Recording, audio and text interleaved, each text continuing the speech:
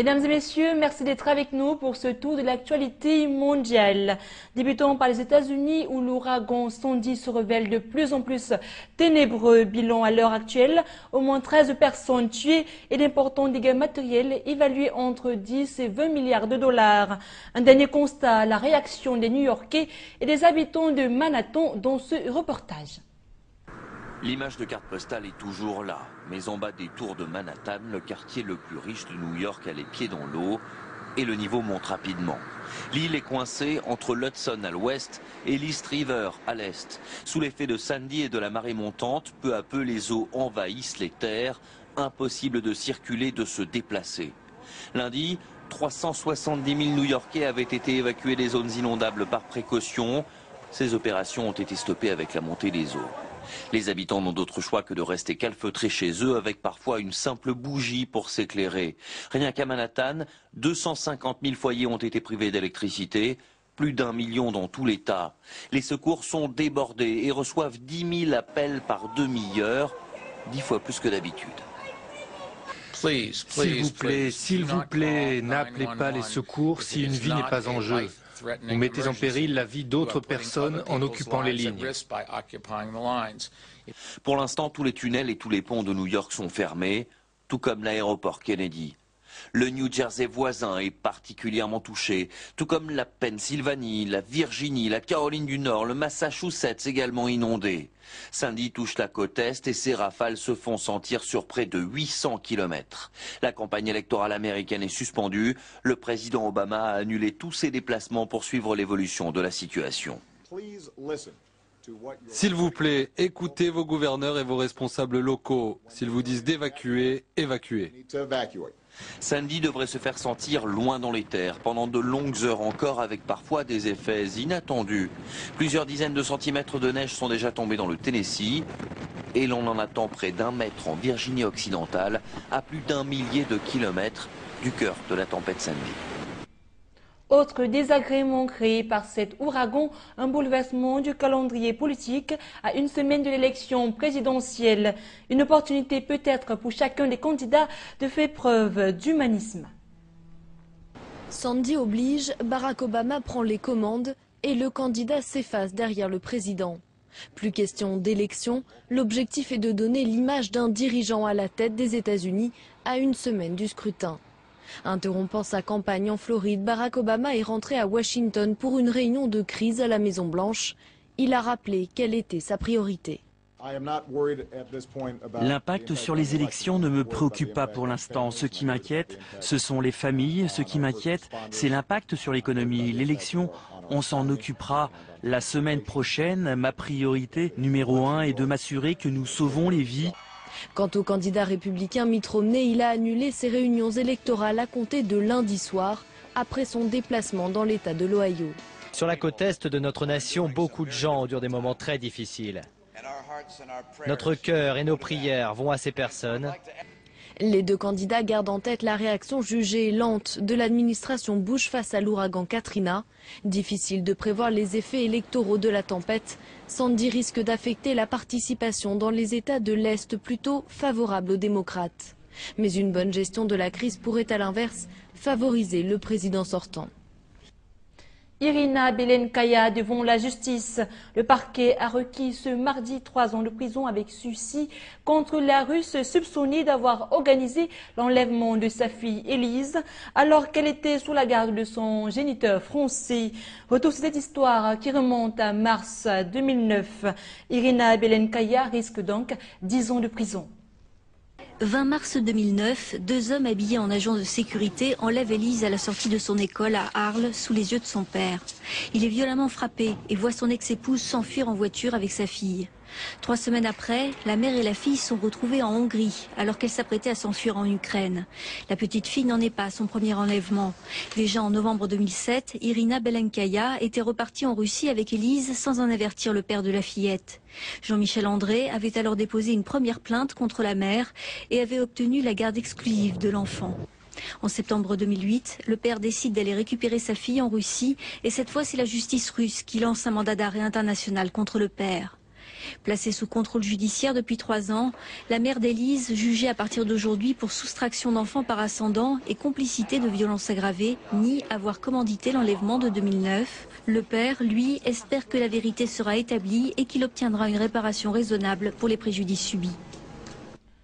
Possible retour à la semaine des 39 heures en France, la question est posée. Le Premier ministre Jean-Marc Ayrault avait d'abord estimé que ça ne serait pas étrange. Il a ensuite clos les débats avant même que ne coule de la salive sur ce sujet épineux qui déplaît plus d'un. Eh bien, comment cela a commencé? La réponse dans ce reportage. La question est posée par un lecteur du journal Le Parisien. Si demain on revenait aux 39 heures, payées 39, certains seraient peut-être ravis. Réponse du Premier ministre. Développer ce point de vue, mais je pense qu'il fera débat. Mais pourquoi pas? Il n'y a pas de sujet tabou. Un petit pourquoi pas et une grosse colère des syndicats dès ce matin. Alors Jean-Marc Ayrault tente d'éteindre lui-même le début d'incendie. Moi j'ai répondu, vous avez le droit de défendre votre opinion, ce n'est pas un sujet tabou. Et alors maintenant on me dit c'est une maladresse. Que pense le gouvernement de la durée légale du travail? C'est très clair. C'est 35 heures et ça le restera. En tout cas, avec ce gouvernement, ça le restera. La majorité emboîte le pas, appelle à ne pas s'enflammer et préfère s'amuser de la polémique. Je sais que vous aimez les feuilletons, mais moi très franchement, j'ai lu ce qu'a dit le Premier ministre. Il a dit vous voulez des débats? Eh bien pourquoi pas, allez-y, faites un débat. Un débat qui fait sourire Manuel Valls. Lui qui avait défendu le retour aux 39 heures lors des primaires socialistes. Le rapport sur la compétitivité de l'économie française sera remis lundi par Louis Gallois. Jean-Marc Ayrault a assuré que celui-ci ne remettrait pas en question les 35 heures. Parlons à présent de la première banque suisse. UBS va supprimer entre 9 000 et 10 000 emplois d'ici 2015. C'est à cause de nombreuses pertes enregistrées, notamment la liquidation par un trader londonien de plusieurs milliards. La banque a par conséquent décidé d'opter pour la gestion des fortunes, une mesure beaucoup plus rentable. La banque d'investissement, c'était l'Eldorado promis par Marcel Ospel après la fusion SBS-UBS. L'objectif était clair, faire d'UBS le numéro 1 mondial. Pour cela, la banque recrute des milliers de traders à Londres et New York. La salle des marchés de Stamford, large comme 2 terrains de football, est la plus grande du monde. 15 ans plus tard, le bilan est calamiteux. La banque d'investissement a accumulé plusieurs dizaines de milliards de pertes et fait valser l'un après l'autre les patrons de la banque. Ça commence en 1998 avec Mathis Cabialavetta, qui doit se retirer après la perte d'1 milliard de francs du hedge fund LTCM. Puis c'est la fameuse crise des subprimes entre 2007-2008 qui a failli couler la banque. 50 milliards de pertes. UBS doit appeler à l'aide la Confédération. Sous les huées des actionnaires, Marcel Ospel doit quitter la banque. Et enfin, dernier acte, en 2011, c'est au tour d'Oswald Grubel de devoir démissionner après les 2 milliards de pertes accumulées par un trader londonien. Dès son arrivée, le nouveau patron, Sergio Ermotti, prévient. Il y aura des coûts. La banque d'investissement n'est plus la priorité. Aujourd'hui, UBS emploie 63 500 personnes, dont 22 500 en Suisse. Demain, entre 5 et 10 000 postes devraient passer à la trappe. À Londres et New York principalement, mais la Suisse sera difficilement épargnée. Et après, UBS devrait se recentrer sur la gestion de fortune, notamment en Asie, qui compte toujours plus de nouveaux millionnaires. Un secteur traditionnel qui a toujours été beaucoup plus rentable pour la première banque suisse. Une nouvelle mesure qui ne fait pas de cadeau aux demandeurs d'emploi en France. Il s'agit de la dégressivité rapide des allocations de chômage. 5 000 personnes sont concernées et risquent d'être frappées par un gros impact financier. Ces demandeuses d'emploi viennent d'entamer un module de guidance socio-professionnelle. Elles espèrent toutes retrouver au plus vite du travail. Faute de quoi, elles pourraient subir de plein fouet la mesure de dégressivité des allocations de chômage. Barbara Augello est dans le cas. À 44 ans, elle n'a fait que du mi-temps et du temps partiel. Insuffisant. Et elle a fait ses calculs. Elle devrait perdre plus de la moitié de son allocation. J'ai 400 € et le mois prochain, je n'aurai plus que 170. Et après, je ne sais pas. Alors, avec 2 enfants, c'est pas toujours évident, quoi. Si même j'ai mon mari qui travaille, ça fait mal.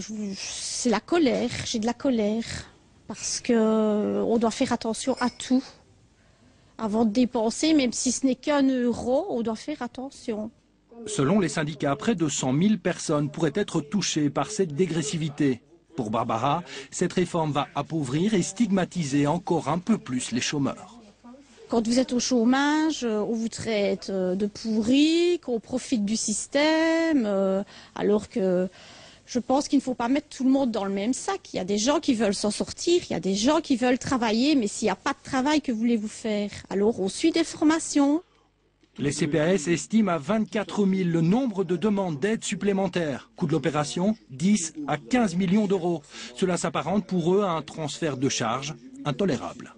Actuellement déjà, des chômeurs qui ont peu de ressources demandent au CPS une prise en charge en matière d'aide au logement, d'aide en énergie, de frais scolaires ou d'intervention financière. Demain, lorsque ces chômeurs auront atteint le plancher, ils auront des ressources qui seront très proches de celles du CPS et dès lors, ils auront certainement besoin, pour certains en tout cas, d'un complément financier. Il y a 10 ans, Barbara était tombée au plus bas. Elle avait demandé de l'aide pour se nourrir. Aujourd'hui, elle craint de retomber dans de grosses difficultés. Sans aucune surprise, le dernier jour de trêve observé en Syrie a été sapé, à la limite ruiné. Des bombardements et des explosions ont fait de nouveaux morts. Un des plus graves bilans à ce jour. 500 personnes ont été tuées durant ces 4 jours de recul négociés par Lakhdar Brahimi. Les Nations Unies, de leur côté, ne baissent pas les bras et ne cessent pas d'espérer une certaine accalmie dans le pays. Par la voix de Ban Ki-moon en Corée du Sud, l'organisme international réitère son appel à l'arrêt des violences en Syrie. Les avions de chasse du gouvernement syrien ont bombardé lundi des localités de Damas dans ce qui était, selon les habitants, les pires bombardements jusqu'à présent, au terme de ce qui était supposé être une paix de 4 jours. Les activistes de l'opposition ont indiqué que plus d'une centaine de bâtiments a été détruits, certains réduits en cendres. L'agence de presse étatique Sana a indiqué que l'explosion avait atteint le quartier d'Al-Hajar al-Aswad à Damas, faisant nombre de victimes et autres blessés. L'explosion est survenue quelques heures après qu'une autre explosion mortelle a frappé la banlieue de Jaramana, toujours à Damas, au cours de laquelle au moins 10 personnes ont perdu la vie. Un responsable syrien a précisé que l'explosion de Jaramana avait également blessé 41 personnes et causé d'importants dégâts. Des bâtiments ont été sérieusement endommagés, plusieurs véhicules ont été détruits dans l'explosion ou réduits en débris. Dans le même temps, les médias pro-gouvernementaux ont indiqué que les rebelles armés ont commis des massacres dans une ville du nord près de la frontière turque au cours des 11 derniers jours. Ils précisent que les rebelles armés ont mené des tirs de mortiers et de missiles sur la ville de Harem dans la province d'Idlib au nord-ouest du pays, ajoutant que jusqu'à présent 26 personnes ont péri dans ces attaques. L'Observatoire syrien pour les droits de l'homme, un groupe d'opposition, déclare que 500 personnes ont été tuées depuis vendredi. Chaque partie dans ce conflit de 19 mois entre le président Bachar al-Assad et les rebelles reproche à l'autre d'avoir brisé la paix proposée par l'envoyé de l'ONU, Lakhdar Brahimi, pour célébrer la fête musulmane de l'Eid al-Adha qui a pris fin lundi. Les membres du Conseil de sécurité de l'ONU qui sont chargés d'assurer la paix et la sécurité internationale doivent parler d'une seule voix. Il est de plus en plus clair que ceux qui commettent des crimes sérieux seront finalement tenus pour responsables et il n'y aura plus d'impunité pour les crimes internationaux. De leur côté, les Kurdes de Syrie veulent rester neutres. Être impliqués dans le conflit syrien ne les enchante pas vraiment, même après que des affrontements entre la communauté et des éléments de l'armée syrienne libre aient fait 20 morts, en majorité des Kurdes.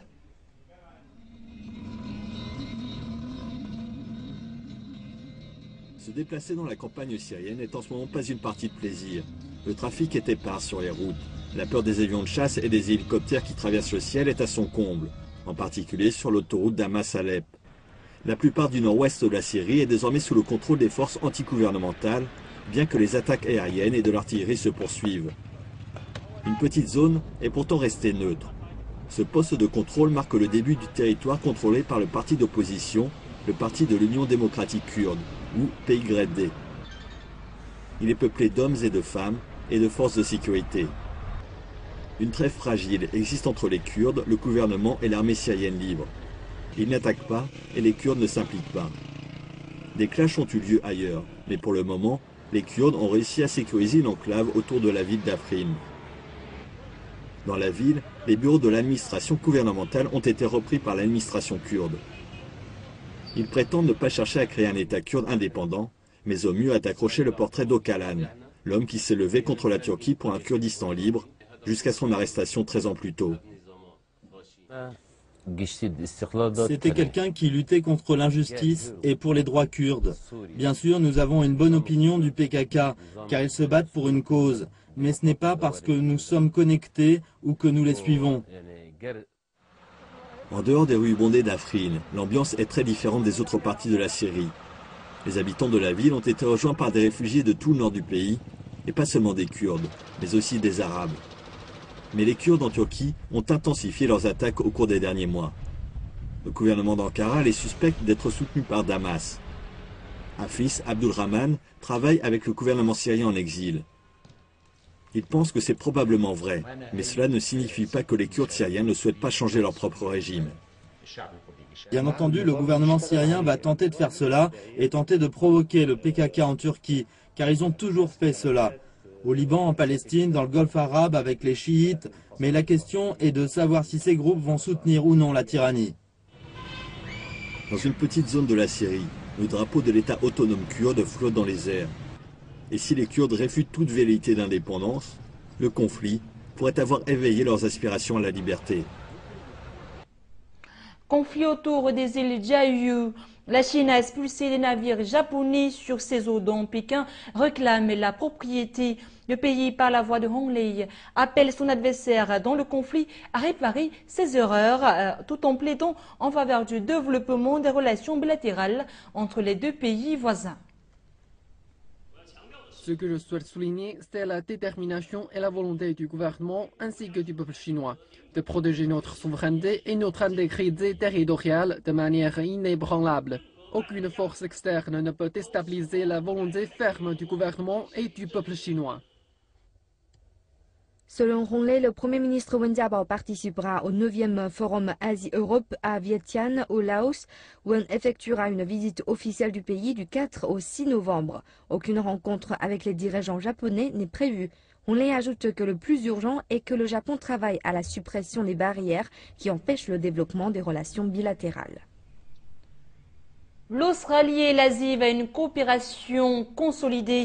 Le gouvernement australien est entièrement ancré dans ce processus. Une relation essentiellement basée, d'après le Premier ministre australien, sur les domaines du tourisme, de l'agriculture, de la finance, de l'éducation et de la santé. L'Australie veut approfondir sa coopération avec ses voisins asiatiques. La première ministre Julia Gillard a annoncé l'avènement du siècle de l'Asie. Ce siècle bordera de nouveau l'Asie au centre du leadership mondial. L'Asie arrive au pouvoir.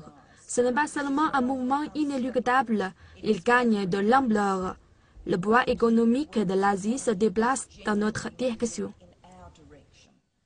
Le livre blanc intitulé « L'Australie au siècle de l'Asie » contient peu d'annonces de nouvelles mesures, mais il évoque le tourisme asiatique et la grande demande en produits alimentaires et en éducation.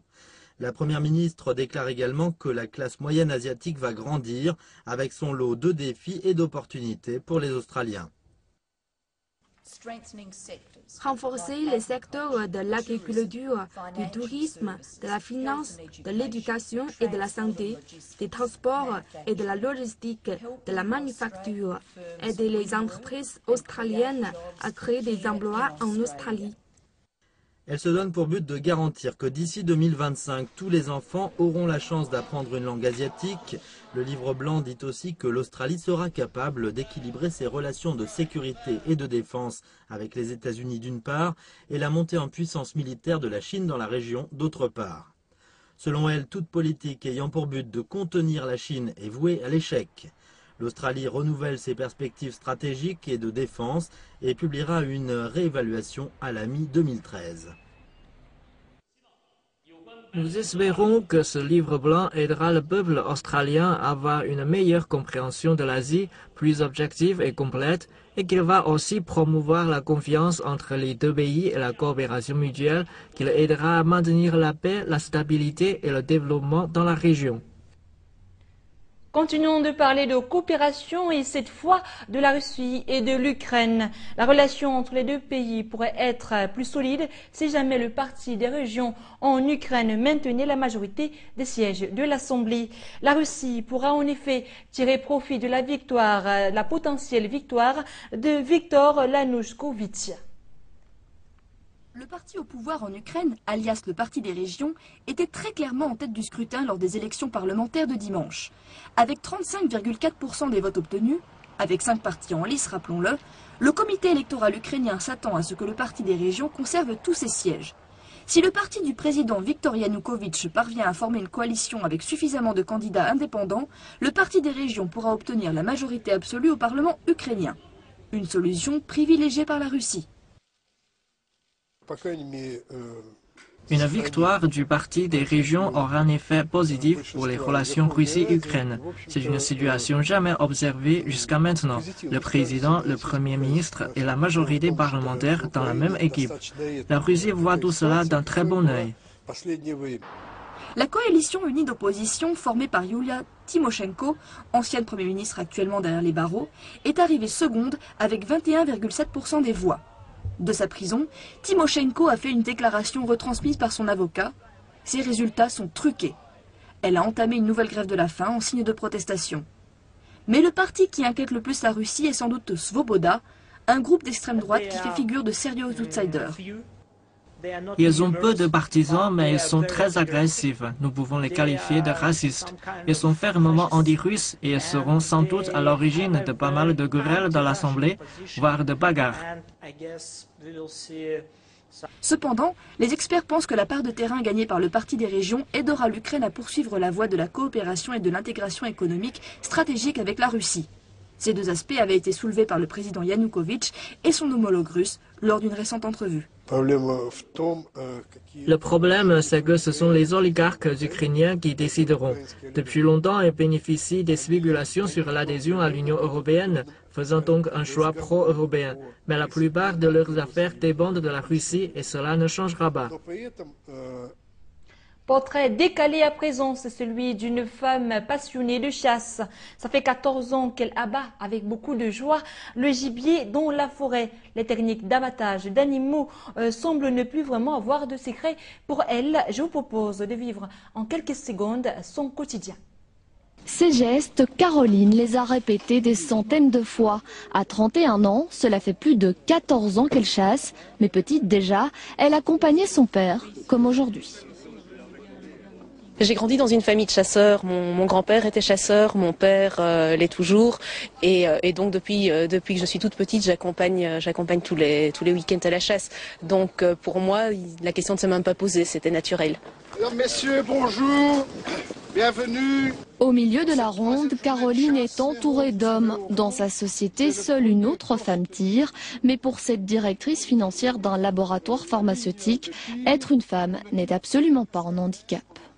Pour moi, nous sommes vraiment des chasseurs parmi les chasseurs. Bon, voilà, oui, ça apporte peut-être une petite particularité pour les hommes, mais c'est à eux qu'il faut le demander. Ce matin, l'attente est longue, du gibier était aperçu, mais pas encore de tir, un moment particulier pour les chasseurs. C'est un moment d'émotion. En fait, c'est pas uniquement le moment où on tire, c'est le moment où on entend arriver le gibier, où on l'attend vraiment sans bouger, dans l'immobilité totale pour qu'il puisse passer. Et puis voilà. Et puis le point final de cette attente, c'est le tir. Lors de la deuxième battue, plusieurs coups de feu retentissent, des chevreuils et des brocards ont échappé de justesse aux chasseurs, mais ce renard aura eu un peu moins de chance. Et je me suis demandé où je le laisse passer, parce que parfois ça ouvre la voie des sangliers. Mais ici, il était tout seul, donc je l'ai pris. Voilà, j'ai eu de la chance, je l'ai tiré. C'est vous qui l'avez tiré, pourtant Caroline n'était pas très loin. Non, Caroline, mais elle dort souvent au poste, alors on ne la voit pas souvent. C'est un peu de machisme ça ou pas? Non, pas du tout. Moi, je suis très content d'avoir des femmes qui chassent. C'est plutôt rare. Il n'y en a pas beaucoup dans la région. Et Caroline n'est pas prête d'arrêter. 1 à 2 fois par semaine, elle se transforme en chasseresse, par passion pour la nature, mais aussi pour la convivialité qui règne lors des journées de chasse. Place à notre sujet de divertissement. En France, le parc d'Astérix s'est lui aussi mis aux couleurs d'Halloween après Nigloland. Un peu de peur ne fait de mal à personne, surtout que certains jouent bien le jeu. Nous sommes les chevaliers de la Garde noire. Des chevaliers fantômes revenus effrayer les vivants. Je suis né un soir de pleine lune. Des sorcières prêtes à vous maudire pour l'éternité. Et des petites victimes cramponnées ou carrément terrorisées. Mais elle fait peur, elle est moche. Mais moi, tu suis moche. Ouais, mais toi, je te connais. On voulait la faire passer tout simplement parce qu'elle a peur. C'est marrant. Oui, à ce point-là, j'arrive pas à la raisonner. Mais les âmes égarées dans ce lugubre parcours n'ont encore rien vu. Si la maison hantée les accueille volontiers, les curieux s'y aventurent à leurs risques et périls et ne tardent pas à le regretter. Loups-garous, extraterrestres, vampires, zombies, chacun attend sa victime dans la pénombre.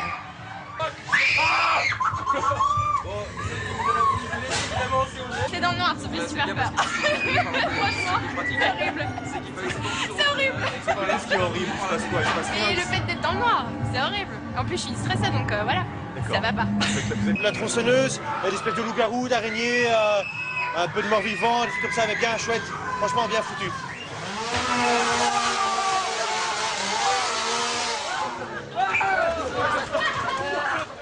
Tellement bien fait que le fou à la tronçonneuse a raison des plus téméraires. Le cauchemar les poursuit même en plein jour, à la plus grande joie des spectateurs sans compassion. Certains pourtant en auraient bien eu besoin. J'ai trop eu peur. Au crépuscule, les danses macabres sont censées détendre l'atmosphère. Quelques zombies de plus au cas où un manque d'adrénaline se ferait sentir. Histoire de prendre définitivement ses jambes à son cou. Très heureux d'avoir eu très peur. Eh bien, c'est ça, Halloween. Terminons par ce sujet varié. Le concours des ambassadeurs de pandas géants est lancé en Chine. Les 16 candidats issus de plusieurs pays sont éblouis. Il s'agit des curieux et des fanatiques de pandas. Finalement, une chance d'observer le panda géant en vrai.